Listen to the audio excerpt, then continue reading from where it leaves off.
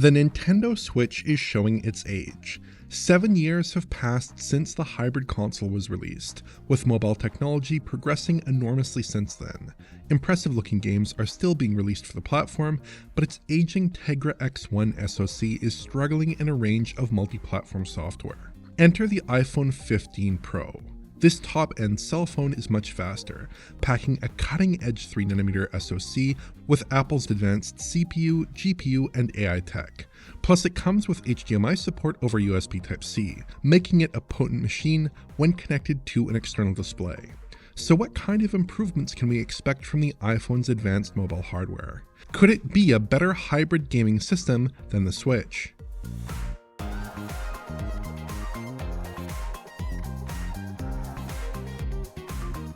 A decent number of third-party titles end up shipping on both iPhone and Switch.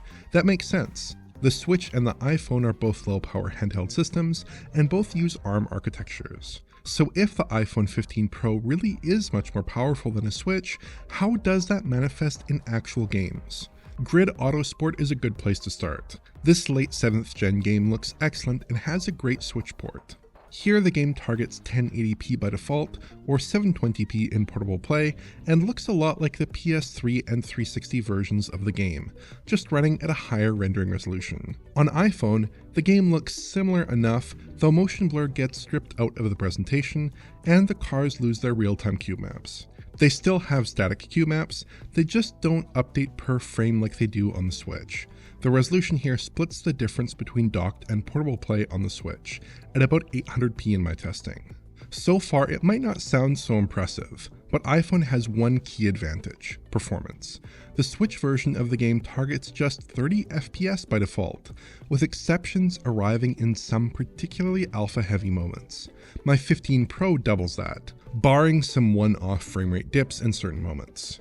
Broad views with a lot of opposing cars also sometimes provoke more significant drop-offs, but it's otherwise smooth sailing. I'm limiting the iPhone to 60Hz here to minimize any discontinuities between the iPhone and its 60Hz display output. Essentially, we're getting twice the frame rate here, with broadly similar visuals. The Switch version does have a corresponding high frame rate performance mode, but it doesn't run anywhere near a locked 60 FPS, with more typical frame rates hitting the 50s, and a lot of the post-processing is stripped out there, in addition to the shadow maps.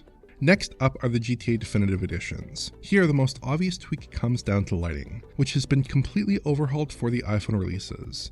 I covered this in more detail in a video late last year, but essentially, the iPhone versions, running with default settings with classic lighting enabled, look much closer to their PS2 counterparts than the Switch releases. Color grading is bolder, with stronger and more distinctive hues, and effects like the atmospheric haze from the PS2 releases have been reimposed. Generally speaking, it's a very effective upgrade. Outside of the lighting tweaks, the iPhone carries other visual wins as well. Ambient occlusion is present on the platform, unlike the Switch, and draw distances are pushed out further. The iPhone clocks in at about 600p with resolution maxed, while the Switch comes in at about 648p in docked play, though the actual pixel count of the iPhone version is higher, given its much wider aspect ratio. Performance unfortunately disappoints in both Definitive Edition outings. We see a very unstable frame rate with a lot of frame pacing woes on Switch, with the game generally managing to hit 30 FPS, but with a broken frame rate cap. The iPhone is similar, but with more frequent larger stutters in the mix as well. I think neither really offers a good experience here. It would be interesting to see just how close the iPhone version can get to a genuine 60 FPS update, but unfortunately we don't have that option. Next up is Horizon Chase 2. This Outrun-style arcade racer sequel is one of my favorite racing titles from the last few years, and it holds up remarkably well on the iPhone. It's a silky smooth, high frame rate experience, clocking in with a 60 FPS update that it manages to hang on to for the most part. It's visually fairly simple, but I think it looks great here, with vibrant lighting and attractive models. On Switch, it's not nearly as strong of an experience. There are a range of visual cutbacks. Shadow resolution is lower, and shadow pop-in is more obvious, trackside detail is simplified, foliage doesn't animate and neither do foliage shadows, and the trackside and car lighting looks a bit more basic. but the key concession here comes down to framerate, with the Switch release targeting 30 frames per second. That is a pretty substantial step down, but the game is beset by constant frame time issues, a byproduct of a misbehaving framerate cap. Interestingly, the launch version of the game targeted 60 FPS on Switch back in September of last year, but it didn't run very consistently at that framerate. I don't really think this 30 FPS lock is an improvement though. The resolution at least is a lot higher on Switch. In the shots I tested, the iPhone came in around 528p or so, while the Switch managed around 900p in docked mode. That does give the Switch a substantial edge, at least in docked play, though overall I think the iPhone still offers a far preferable experience. Wreckfest is another arcade racing favorite of mine that actually has a really high quality Switch version. It looked pretty decent on the hybrid machine, and managed to hit a perfectly locked 30 FPS in typical play. It wasn't in the cadre of truly elite Switch ports, but it did effectively translate its 8th gen counterpart to a mobile SoC. But the iPhone offers a completely different caliber of experience. I'm running the game effectively maxed out here, with the dynamic resolution set to balanced and 2x MSAA. We get all kinds of enhancements. The lighting is completely overhauled and looks much more visually pleasing. Trackside foliage casts accurate shadows and self-shadows. Shadow resolution is higher, texture resolution is higher, motion blur is enabled, and cars give off proper tire smoke as they accelerate. Resolution, at about 600p or so typically, is higher than the Switch version in portable mode at 540p, but less than the Switch in docked mode at 900p. Predictably, we're looking at another 30 FPS, 60 FPS divide in this title again, and this time it's nearly flawless. Wreckfest feels and looks amazing at 60 here, without any of the small hitches that typified some of the other games on this list. Once in my testing, the game did suffer a brief stutter for a moment, but it was otherwise essentially flawless. Lastly, let's take a crack at Alien Isolation. Creative Assembly's atmospheric horror title had a very capable Nintendo Switch port, translating the game expertly to Nintendo system, while adding TAA, which greatly improved the stability of the game in motion.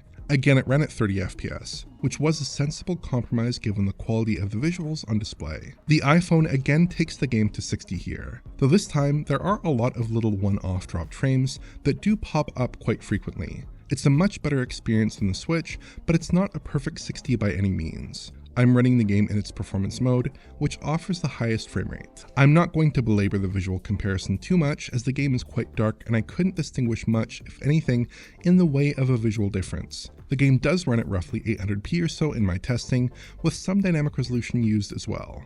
This is not too far from the Switch version, which targets 720p in portable play and 1080p in docked mode, though both use substantial dynamic resolution when under stress. In both cases, TAA makes the final presentation somewhat soft, though image quality overall is solid. In total, I think the iPhone is a substantially more powerful device than the Switch, as borne out by these comparisons. If the Switch is comparable to a 7th gen home console, then the iPhone seems confidently past that point, though recent translations of games like Resident Evil 4 and Death Stranding have demonstrated that it still seems well behind a PS4 or Xbox One. Part of that deficit likely comes down to the fact the iPhone has to get by with passive cooling with no heatsink, which severely constrains the power that can be pushed through the system's SoC. Plus, the system has to contend with fairly general-purpose software. Games aren't designed specifically around the iPhone 15 Pro with a limited console-like operating environment in mind. Consoles like the Switch or PS4 can squeeze a lot more out of their hardware specs than a comparable iPhone.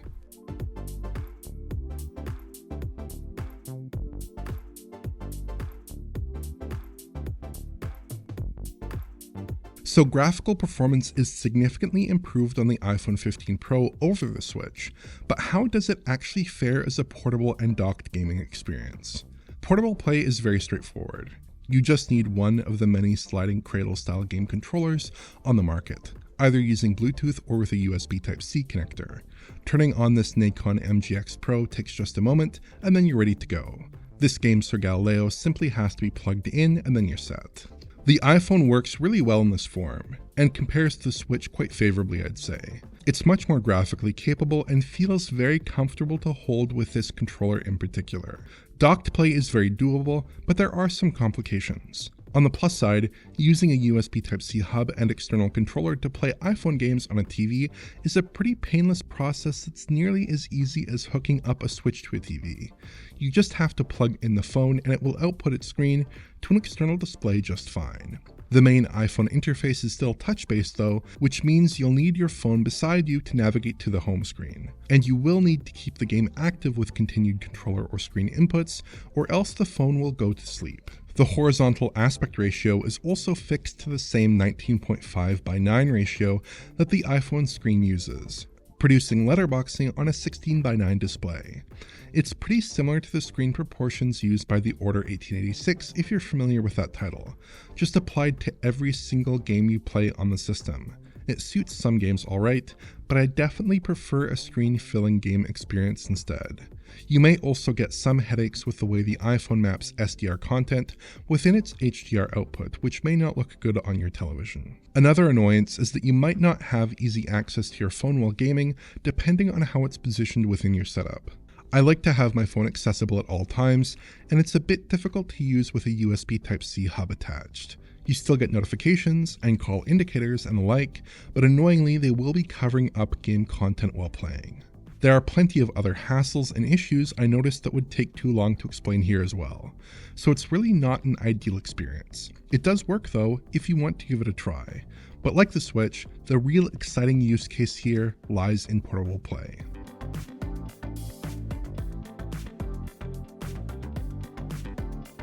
I love the Nintendo Switch. In a lot of ways, it feels like the natural successor to another console I quite liked, the PlayStation Vita, but executed much more successfully. It's basically a premium large format handheld with a killer game library, with the functionality to connect to a TV and become a decent little low power home console. But with 2015 era mobile tech at its core, the Switch badly needs a refresh to keep up with the demands of modern gaming, even to run most last-gen titles properly. The iPhone 15 Pro is in some ways a more advanced take on the same formula, if you look at it the right way. It works perfectly with controllers and has faster graphics performance, just like past iPhones, and has a beautiful display. But this time it has a USB Type-C display output capable of sending a clean HDMI signal as well. Plus, Apple has been securing some very high-profile ports to the system. First Resident Evil Village and Resident Evil 4, then Death Stranding, and the upcoming Assassin's Creed Mirage. Ultimately though, I think that game selection is where the system fails relative to the Switch. There are a ton of iOS games out there, but most tend to be low quality or games as a service based. There's definitely some stuff that's worth sinking your teeth into, but there's no Zelda or Mario, and there's very few of the major third-party releases that have landed on the Switch. Perhaps with Apple's newfound gaming focus, and admittedly very good Apple Arcade service, that will change. But for now, its gaming selection isn't as exciting as it could be. So I don't think the iPhone is a better hybrid system than the Switch, even if it is more powerful. But it has a lot of potential, especially as Apple secures more high-profile games. If you enjoyed this video, please like, subscribe, and press the bell for YouTube notifications. Check out the Patreon at digitalfoundry.net for exclusive and early access content. And to get in touch, use social media.